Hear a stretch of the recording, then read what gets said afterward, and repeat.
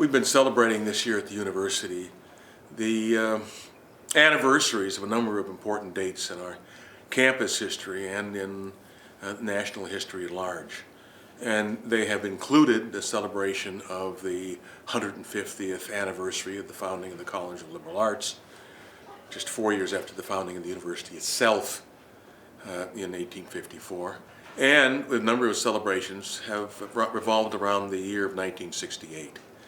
And its significance in campuses across the country, and in particular on this campus, because in 1968, the assassination of Dr. Martin Luther King on April 4th of that spring was what led to the Morrill Hall takeover in January of 1969, in which I was involved as a member of the Afro-American Action Committee.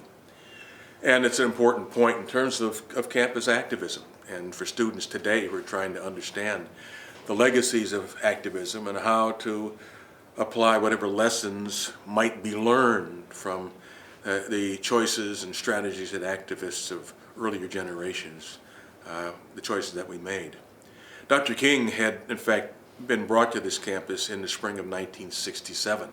And the Black Student Organization was then called Students for Racial Progress. STRAP was its acronym. And we brought Dr. King to campus. He gave an address on the St. Paul Mall on the Green to an audience of over 4,000 students. So we had Dr. King on campus and had around that visit here a lot of still living memories, so forth. So when he was assassinated in April of 1968, the following spring, it had a powerful impact. And in the wake of that assassination, of course, of the weekend following the Friday assassination in Memphis, over 100 cities across the country had experienced massive rebellions. And over 100 of those cities, again, were in flames. The National Guard and the U.S. Army had to be called out to try to quell the disturbances and restore civil order. I and members of the AAAC group, the Afro-American Action Committee, we had renamed ourselves then, met in the days following the King assassination and decided what kind of response that we might make that would both honor Dr. King's memory as a social philosopher and an activist, and that could contribute to democratizing the University of Minnesota campus. In that context, I drafted, on behalf of the Afro-American Action Committee, a list of 7 demands that we submitted to then President Malcolm Moose and his administration. The university did what universities characteristically do, was to set up a task force to study the problem, to study the issues, and they spent the next many months doing so without achieving much visible progress. That would lead in January of 1969, after representatives of the Afro-American Action Committee had met again with President Moose's administrative team and concluded that the progress was utterly inadequate, concluded that we would have to take non-violent, direct action and civil disobedience. That meant, again, the takeover of the administration building on campus.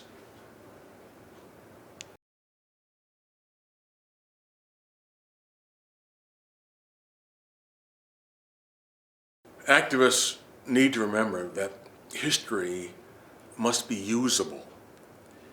It must be coherent, both to those who act on social justice issues and to those they're trying to organize, or to the audience, or even the rivals or opponents they confront.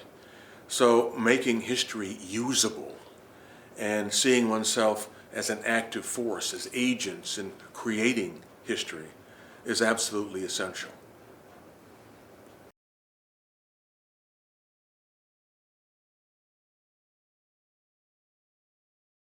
I think one of the things that students from today who are interested in social justice issues and in activism on campus and off, one of the lessons that might be learned from 50 years ago and from the Morrill Hall takeover and the activism again of that earlier generation, of which I was a part, was the importance of historical consciousness, of developing a real historical consciousness as part of your college education. That means going beyond learning places and names and dates to understand the underlying forces and tensions at work in human events and how they fit into certain patterns over time. History may not repeat itself, but historians today argue that it certainly, if it does not repeat itself, it certainly does rhyme.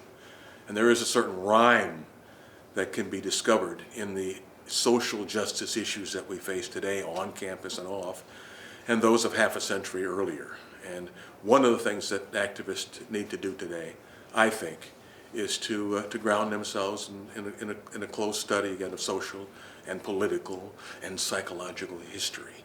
And again, the Moral Hall takeover came part out of our own deep efforts to grapple with the forces behind the history of those years, because contemporary social commentators had great difficulty trying to understand the forces behind the activism on campus and off during those eras. And it was in part because their grasp of history was inadequate to understanding the events of the time and the activism of the time.